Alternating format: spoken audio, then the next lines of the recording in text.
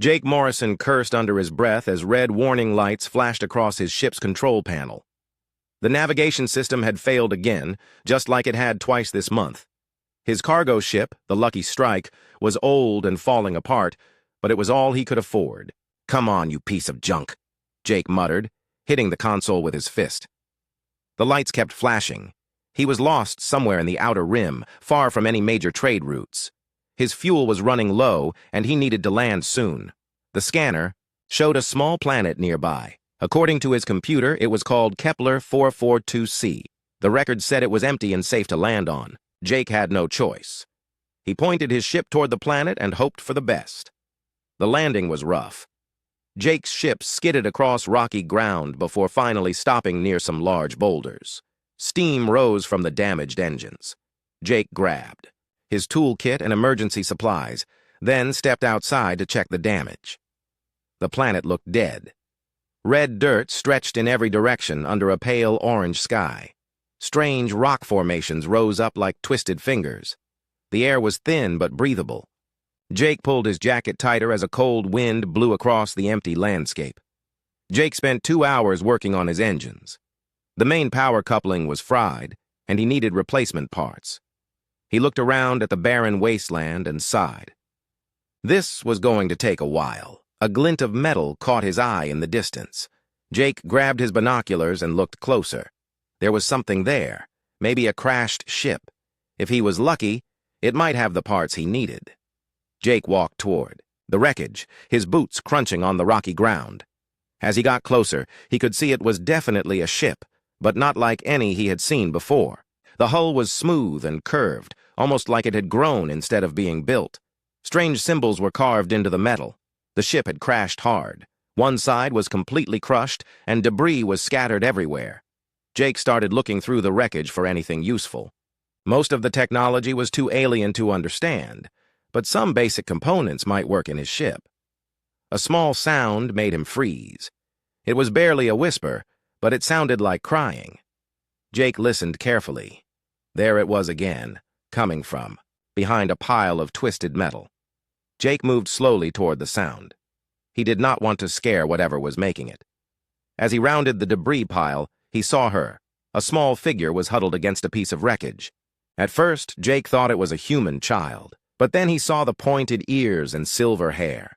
The child's skin was pale blue, and her clothes were torn and dirty. She had a cut on her arm that was bleeding purple blood. The alien child looked up at Jake with large, frightened eyes. She said something in a language he did not understand. Her voice was soft and musical, even though she was clearly scared.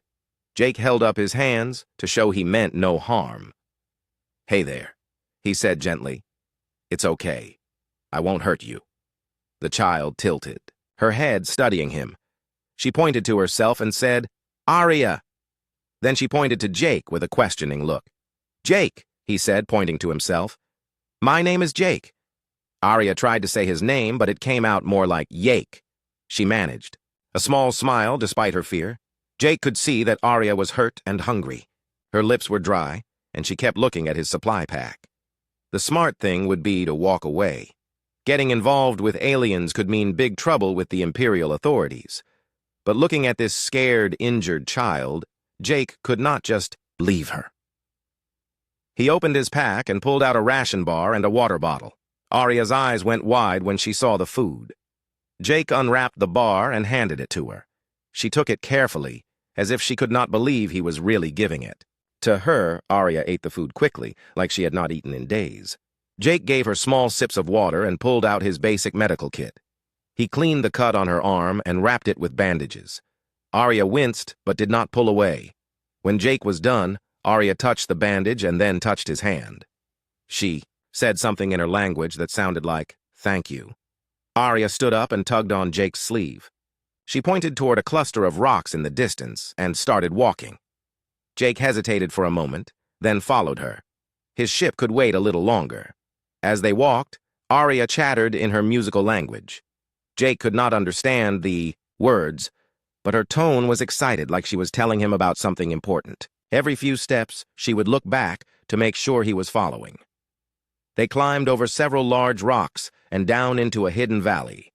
Jake's jaw dropped at what he saw. There were about 30 aliens like Arya, all with the same pointed ears and silver hair. They had built shelters from salvaged materials and growing plants that Jake had never seen before.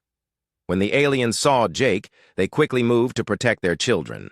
Several adults stepped forward, and Jake could see they were ready to fight if necessary. But Arya ran to a tall female alien and spoke rapidly, pointing back at Jake. The tall alien walked toward Jake. She moved with the grace of a dancer and the confidence of a soldier. When she spoke, her English was accented but clear. "I am Commander Lyra Starweaver," she said. "My niece tells me you helped her. Why would a human do this?" Jake looked around at the hidden camp, at the scared faces watching him, at little Arya, who was now standing beside a woman who must be her mother. These people were refugees hiding from something terrible, because she needed help, Jake said simply. And because it was the right thing to do. Lyra studied his face for a long moment. Then she nodded slowly. "Come," she said. "We have much to talk about." As Jake followed Lyra into the camp, he had no idea that this simple act of kindness would change everything. In 1 week, Imperial soldiers would arrive, and nothing would ever be the same again. Jake spent his first night in the Zalani camp learning things that amazed him. The aliens called themselves Zalani, and they were nothing like what Imperial propaganda had taught him. They were not savage or primitive. They were gentle people, with incredible knowledge about living things. Commander Lyra showed Jake around the camp as the sun set. The Zalani had created shelters that seemed to grow from the ground itself. Walls made of thick vines provided protection from the wind, while bioluminescent plants gave off soft light when darkness fell. "How do you make the plants do this?" Jake asked, touching a wall that felt warm and alive. "We do not make them do anything," Lyra explained. "We ask, and they choose to help us. All living things can communicate if you know how to listen." Jake watched a Zalani woman place her hands on a small plant. The plant began to grow, its leaves spreading wide to create shade for the children playing beneath it.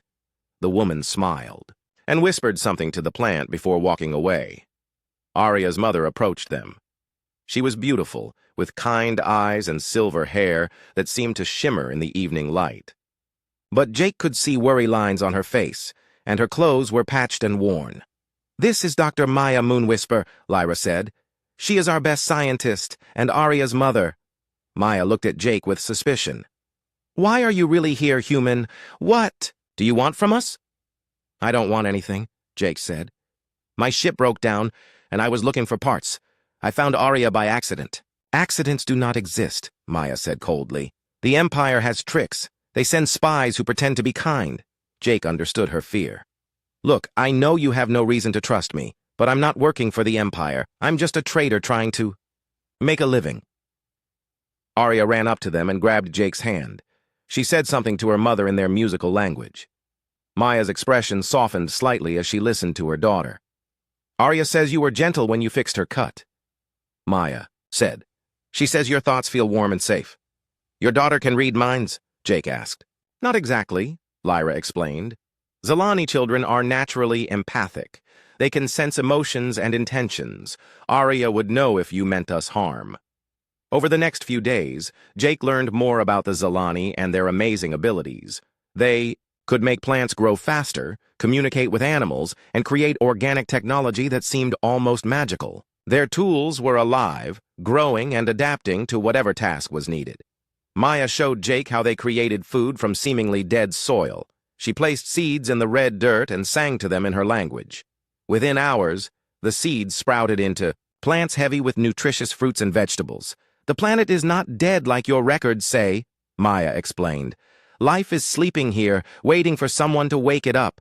In return, Jake taught the Zalani about human survival techniques he had learned during his time in the military before becoming a trader. He showed them how to build better shelters using salvaged materials and how to set up watch posts to spot danger from far away.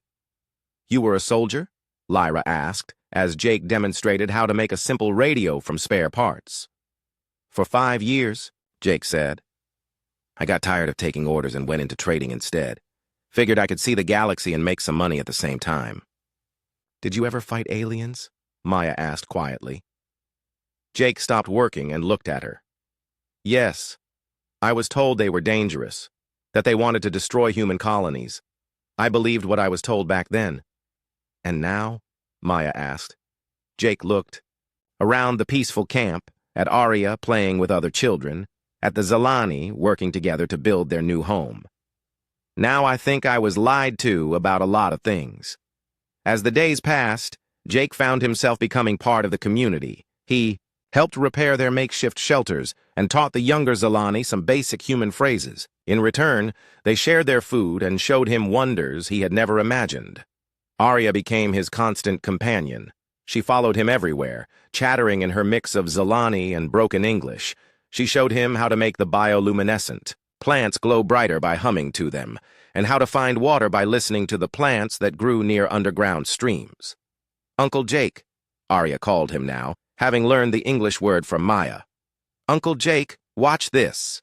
Arya placed her small hands on a withered plant. She closed her eyes and concentrated. Slowly, the plant began to straighten and grow green again. When she opened her eyes, the plant was healthy and strong. How did you do that? Jake asked, amazed. I asked it what was wrong, Arya said simply. It was sad because it was thirsty. So I showed it where to find water with its roots. Maya watched her daughter with pride and worry. Arya is very gifted, even for a Zalani child. That is part of why the Empire wants us so badly. What do you mean? Jake asked. Maya and Lyra exchanged glances. Finally, Lyra spoke. The Empire does not just want to kill us. They want to study us, to learn how our abilities work. They think they can use our biotechnology to make weapons. Weapons? Jake felt sick at the thought. Imagine plants that could strangle enemies, Maya said sadly. Animals that could be controlled like machines. Living ships that could repair themselves in battle. That is what the Empire sees when they look at us. Jake was quiet for a long time. He thought about the Imperial propaganda he had believed, about the wars he had fought, about all the times he had been told that aliens were the enemy. Why are you telling me this? He finally asked. Because Arya trusts you, Maya said. And because I am starting to trust you too. That evening, Jake sat with Maya by the soft light of the bioluminescent plants. They talked about their lives before this place. Maya told him about her research on Zalani homeworld, how she had been working to develop new ways to help plants grow in harsh environments. I wanted to help feed people, she said. When food becomes scarce, beings fight wars. I thought if everyone had enough to eat, maybe there would be peace. Jake told her about his childhood on a farming colony, how his family had lost their land to Imperial taxes, how he had joined the military because he had no other choice. I never wanted to be a soldier, he admitted. I just wanted to help my family. But the military taught me that some people were worth more than others. It took me years to realize that was wrong. Maya moved closer to him. What made you realize it? Jake thought about it. Meeting your daughter, I guess. Looking into her eyes and seeing just a scared kid who needed help. It doesn't matter what species she is. She's just a child. Maya smiled for the first time since Jake had arrived. You have a good heart, Jake Morrison. As they sat together under the alien stars, Jake felt something he had not felt in years. He felt like he belonged somewhere. These people had accepted him despite everything the Empire had taught them about humans. They had shown him kindness and trust. Jake looked at Maya's face in the soft light. She was beautiful, but more than that, she was kind and intelligent and brave. He found himself wanting to protect her and Arya, to be part of their family. But even as these feelings grew, Jake knew that danger was coming. The Zalani were refugees, which meant someone was hunting them. And if the Empire found this place, all the kindness and trust in the galaxy would not be enough to save them. Jake made a decision that night as he watched Maya tend to the living lights of their camp. Whatever came next, he would not abandon these people. They had given him something precious, a sense of purpose and belonging. He would not let the Empire take that away. Little did Jake know that in just a few days his commitment would be tested in ways he could never imagine. Jake was teaching Arya how to use a simple radio when the alarm started. It was not a loud sound, but a low humming that seemed to come from the plants themselves. Every Zilani in the camp immediately stopped what they were doing and looked up, at the sky. "What is that?" Jake asked, setting down the radio. Lyra appeared beside them, her face grim. "The sensor plants have detected ships approaching the system." "Large ships." Jake felt his stomach drop. "Imperial ships?" "Most likely," Lyra said. "We need to prepare for the worst." The camp erupted into organized activity. The Zilani moved quickly, but calmly, like they had practiced this many times before. Children were gathered into the safest shelters, while adults began packing essential supplies. Maya ran to Jake and Arya. Her face was pale, and her hands were shaking. "They found us," she whispered. "Somehow, they found us." Jake stood up and put his hands on her shoulders. "How long do we have?" "The sensor plants can detect ships from very far away," Lyra said, joining them. "Maybe 6 or 7 hours before they reach the planet." "Then we have time to run," Jake said. "My ship is repaired. We can evacuate some people." Lyra shook her head sadly. "Your ship is too small. It might carry 10 people at most. We are 32, including the children." Maya knelt down beside Arya and spoke to her in their language. Arya's eyes filled with tears, but she nodded bravely. Then Maya turned to Jake. "Take Arya and run," Maya said. "Get her away from here. Please." "No!" Arya said in English, grabbing Jake's arm. "No leave, Mama." "No leave, family." Jake looked at the scared child, then at Maya's desperate face, then at the Zilani families around them. These people had become his family, too. How could he just abandon them? "There has to be another way," Jake said. "What about fighting? Do you have any weapons?" "We are not warriors," Lyra said. "We have some basic tools, but nothing that could stop Imperial soldiers." Jake thought about his cargo ship. "What about my mining equipment? I've got industrial lasers that could be converted into weapons, and I know Imperial tactics from my military service." "You would stay and fight with us?" Maya asked, surprise in her voice. "These are my people now," Jake said simply. "I'm not leaving." Lyra studied Jake's face carefully. "If you help us fight, you will become an enemy of the Empire. They will hunt you for the rest of your life." Jake had already thought about that. His old life as a trader was over anyway. The moment he decided to help the Zilani, he had chosen a new path. "Then I guess I better make sure we win," Jake said. The next few hours were busy with preparation. Jake showed the Zilani how to convert his mining lasers into defensive weapons. The equipment was heavy and powerful, designed to cut through solid rock. Against Imperial armor, it would be very effective. Maya worked on her own preparations. She had been keeping a secret from the others. Her research had gone much further than anyone knew. She had developed biotechnology that could create living armor and weapons, but she had been afraid to use it. "This is dangerous," Maya explained to Jake as she showed him strange pods growing in a hidden part of the camp. "The living technology bonds with the user. For Zilani, this is natural, but no human has ever tried it." "What would happen to me?" Jake asked. "I do not know," Maya admitted. "You could become stronger and faster, able to heal from injuries quickly, or the bonding could kill you." Jake looked at the pods, which pulsed with soft light like heartbeats. "If it gives us a better chance to protect everyone, I'll try it." Maya shook her head. "It is too risky. I will not lose you too." Before Jake could argue, Lyra called for everyone to gather. The sensor plants had detected more details about the approaching ships. The news was not good. 3 Imperial destroyers, Lyra announced, plus troop transports. "This is not a patrol. This is a full military operation." One of the older Zilani spoke up. "How did they find us? We were so careful." Lyra's face was dark with anger. "Someone betrayed us. Someone who knew where we were. Hiding gave our location to the Empire." The camp fell silent. The idea that one of their own people had sold them out was almost too horrible to believe. "Who would do such a thing?" Maya asked. "Someone who was offered enough money," Lyra said bitterly, "or someone whose family was threatened. The Empire has many ways to make people cooperate." Jake felt rage building in his chest. These gentle people had done nothing wrong except try to survive. They had fled their home, lost friends and family, and now someone had sold them out to the very people who wanted to destroy them. "Who's leading the Imperial forces?" Jake asked. Lyra checked her instruments.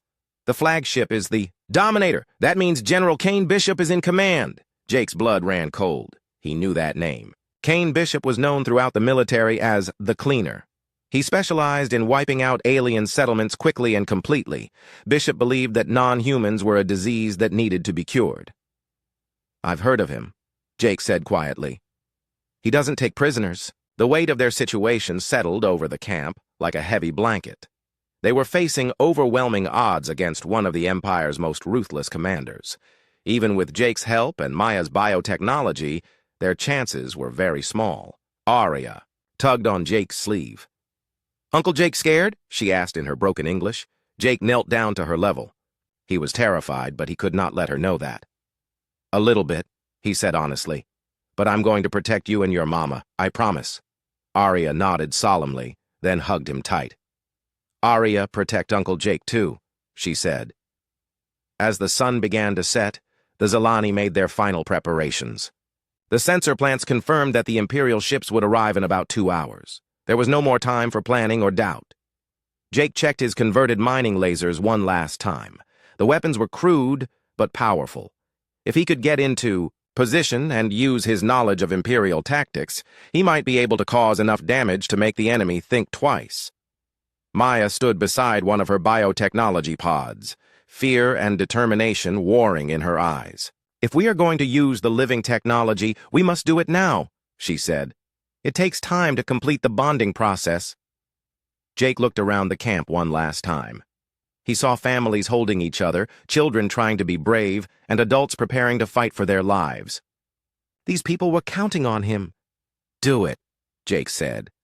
Maya nodded and touched the pod. It opened like a flower, revealing a mass of silvery organic material that seemed to move with its own life. "Place your hands inside," she instructed. Jake took a deep breath and plunged his hands into the pod. Immediately, he felt something alive flowing up his arms. It was warm and strange, but not painful. The silvery material spread across his skin like liquid metal, forming a second skin that enhanced every movement. "How do you feel?" Maya asked. Jake flexed his fingers, amazed at how responsive the living armor was. He felt stronger, faster, more aware of everything around him. "Like I could take on the whole Empire," he said. Maya smiled sadly. "Let us hope you do not have to." In the distance, the first Imperial ships appeared as bright stars against the darkening sky. The battle for Kepler 442c was about to begin. The Imperial ships arrived like falling stars, their engines lighting up the night sky. Jake watched through his binoculars as 3 massive destroyers took position above the planet. Each ship was the size of a small city, bristling with weapons, and carrying hundreds of soldiers. "They're deploying landing craft," Jake reported to Lyra. "Looks like 6 shuttles from each ship. That's about 200 soldiers total."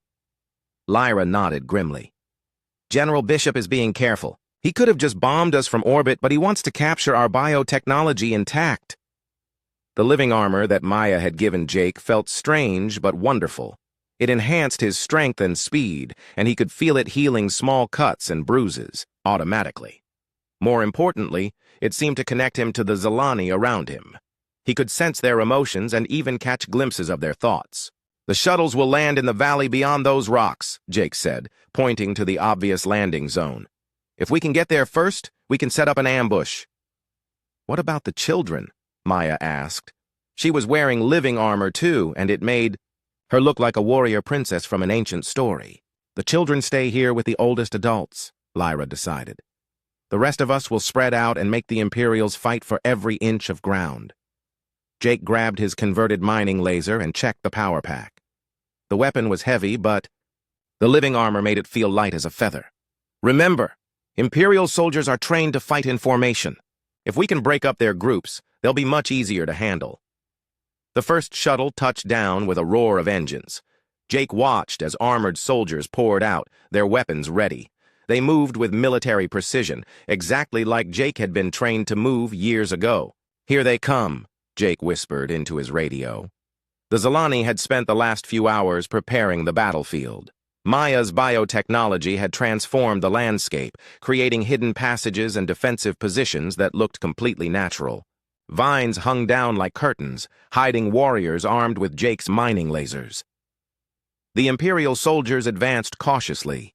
They knew something was wrong. The planet was supposed to be empty, but their scanners were picking up life signs everywhere.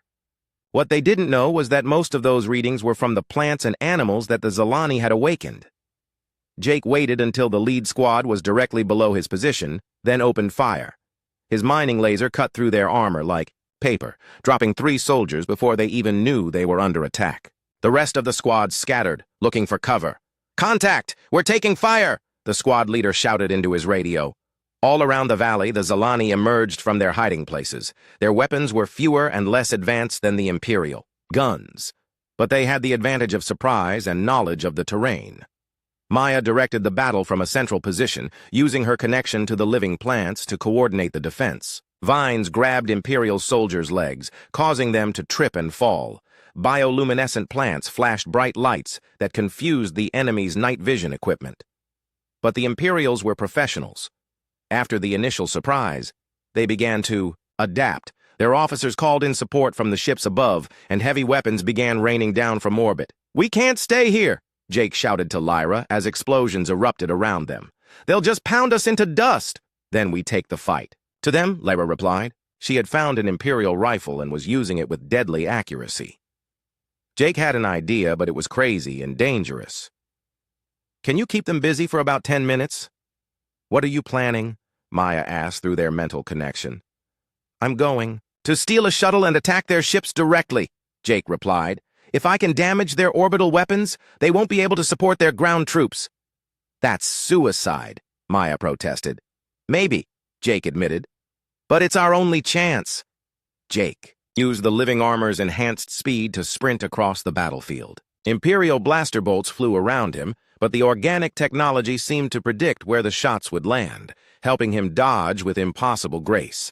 An Imperial shuttle sat unguarded near the landing zone, its crew having joined the ground assault. Jake had flown captured enemy ships before during his military service. He hoped this one would not be too different. The shuttle's controls were familiar enough. Jake powered up the engines and lifted off before the Imperials realized what was happening. By the time they started shooting at him, he was already climbing toward the destroyers hanging in space above. "Unknown shuttle, identify yourself immediately," came a stern voice over the radio. Jake switched to a military frequency he remembered from his service days. "This is Lieutenant Morrison, returning to base with captured alien technology," he lied smoothly. There was a pause. "Lieutenant Morrison, you are not on our roster for this operation." "I'm special assignment," Jake said, hoping they would be confused enough to let him get closer. "General Bishop wants to see what I found personally." The lie worked long enough for Jake to get within striking distance of the lead destroyer. The ship was massive, its hull covered with weapon arrays and sensor equipment. Jake knew exactly where to hit it. The orbital bombardment controls were located in a specific section that he had memorized during his military training. Jake aimed the shuttle at the destroyer's weapon control center and pushed the engines to maximum. The shuttle was not built for ramming attacks, but with the living armor enhancing his reflexes, he might survive the crash. The destroyer's defensive guns opened fire, trying to stop the small ship hurtling toward them. Jake twisted and turned, using every trick he had learned as a pilot. The shuttle's armor took several hits, but it held together long enough. At the last second, Jake ejected from the pilot's seat. The living armor formed a protective cocoon around him as he flew through space toward the destroyer's hull. Behind him, the shuttle slammed into the ship's weapon control center and exploded. Jake hit the destroyer's hull hard, but the living armor absorbed most of the impact. He was hurt, but alive, lying on the outside of an enemy warship in the vacuum of space. The armor provided him with air and protection from the cold. "Jake, are you alive?" Maya's voice reached him through the mental connection the living armor provided. "Still breathing," Jake replied, "but I'm stuck up here." "Not for long," Maya said. "Look behind you." Jake turned and saw something impossible. A Zilani transport ship was rising from the planet's surface, but it was not like any ship he had ever seen. It looked alive, its hull pulsing with organic rhythms. Vines and tendrils extended from its sides like arms reaching out to grab him. "How is that thing flying?" Jake asked in amazement. "I have been working on it in secret," Maya replied. "Living ships that can heal themselves and adapt to any situation. This is why the Empire wants our technology so badly." The organic ship scooped Jake up with its vine-like appendages and pulled him inside. The interior was warm and soft, like being inside a giant plant. Maya was there waiting for him, her eyes bright with worry and love. "That was the stupidest, bravest thing I have ever seen," she said, hugging him tightly. "Did it work?" Jake asked. Through the ship's organic sensors, they could see the destroyer's weapon systems sparking and failing. The orbital bombardment had stopped, giving the Zilani defenders on the ground a fighting chance. But the battle was far from over. The other two destroyers were moving to attack positions, and General Bishop was coordinating a new assault. The real fight was just beginning. "Hold on," Maya said as the living ship dove back toward the planet. "We're going to finish this." Jake smiled grimly. He had chosen his side, and there was no going back now. Whatever happened next, he would face it with the woman he loved and the people who had become his family. The living ship landed in the middle of the battlefield like a giant flower opening its petals. Jake and Maya emerged to find the situation had changed dramatically while they were gone. The Zilani were no longer just defending. They were winning. Without orbital support from the damaged destroyer, the Imperial ground forces were struggling. The Zilani had awakened every plant and animal on the planet, creating an army of nature itself. Vines tangled around Imperial vehicles, while small creatures chewed through communication cables. But General Bishop was not finished. Jake could see him through the battlefield chaos, rallying his remaining troops for one final assault. The general was a tall, scarred man with cold eyes and a reputation for never accepting defeat.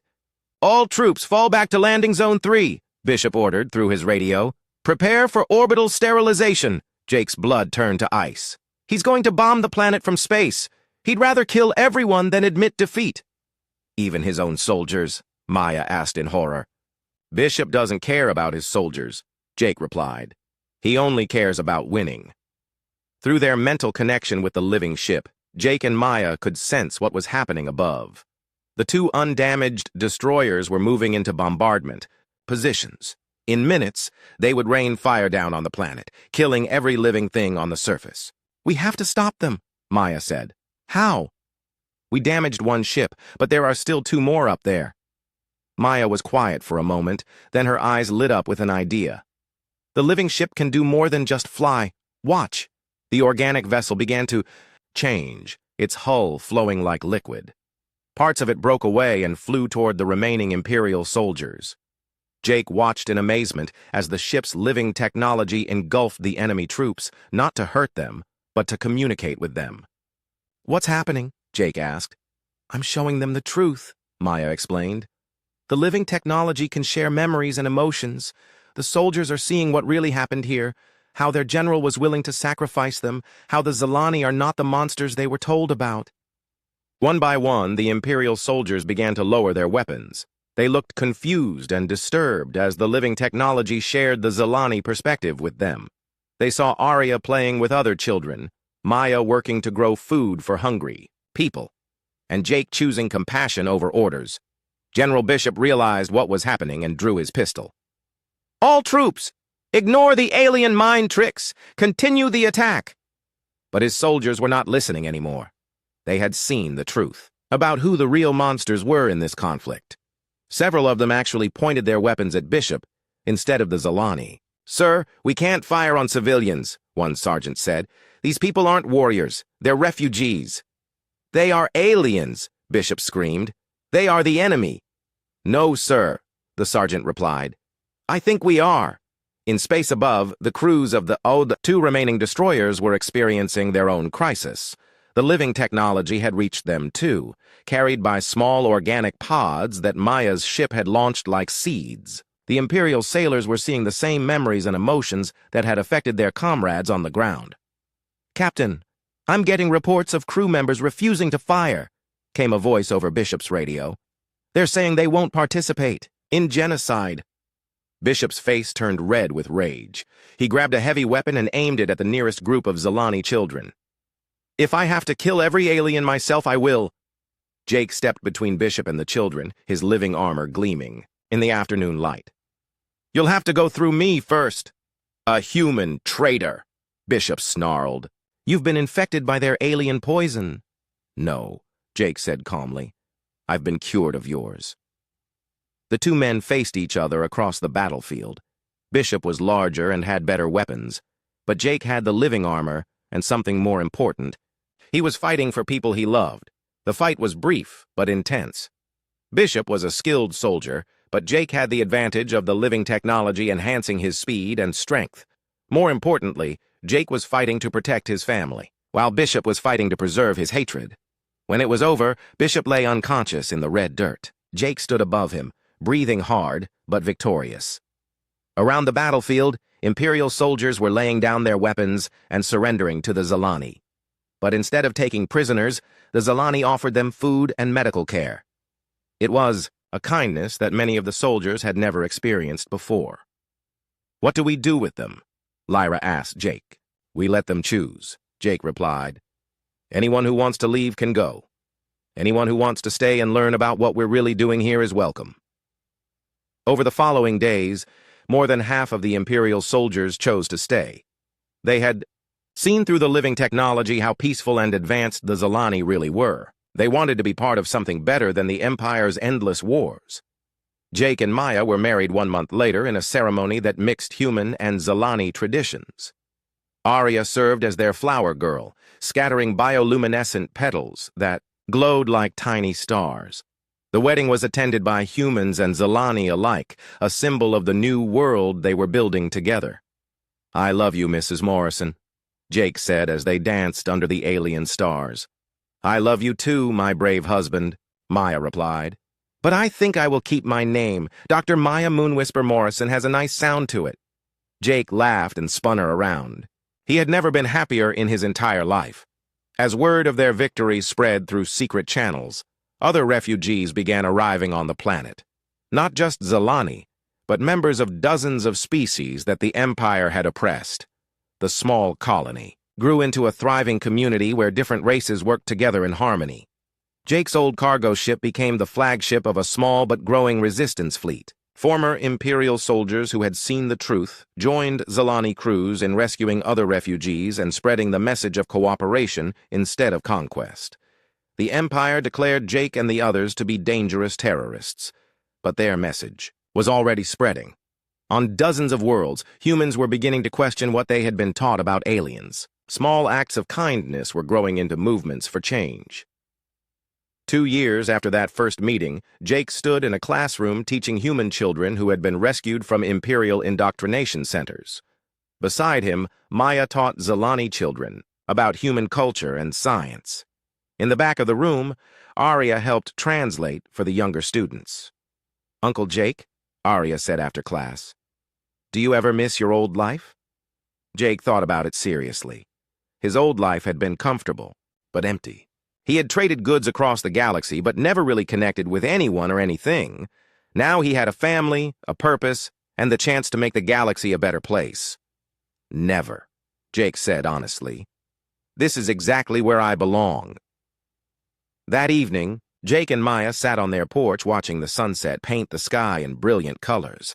The planet that had once seemed dead was now alive with growing things. Children of many species played together in gardens that seemed to glow with their own inner light. Do you think we'll really change the galaxy? Maya asked, leaning against Jake's shoulder. Maybe not the whole galaxy, Jake replied, but we've already changed this little part of it, and sometimes that's enough. In the distance, Arya was teaching a group of human children how to make the bioluminescent plants glow brighter by singing to them. The children's laughter mixed with the musical sounds of the Zalani language, creating a harmony that spoke of hope for the future. Jake smiled as he remembered that day 2 years ago when he had shared his meal with a scared alien child. He had thought he was just being kind to someone who needed help. He had no idea that simple act would lead to the most important moment of his life. Sometimes the smallest gestures of compassion could change everything. Sometimes sharing a meal with a stranger could lead to finding your true family, and sometimes choosing love over fear could plant the seeds for a better tomorrow. As the stars came out above their peaceful world, Jake Morrison knew that he had finally found his place in the universe. He was home.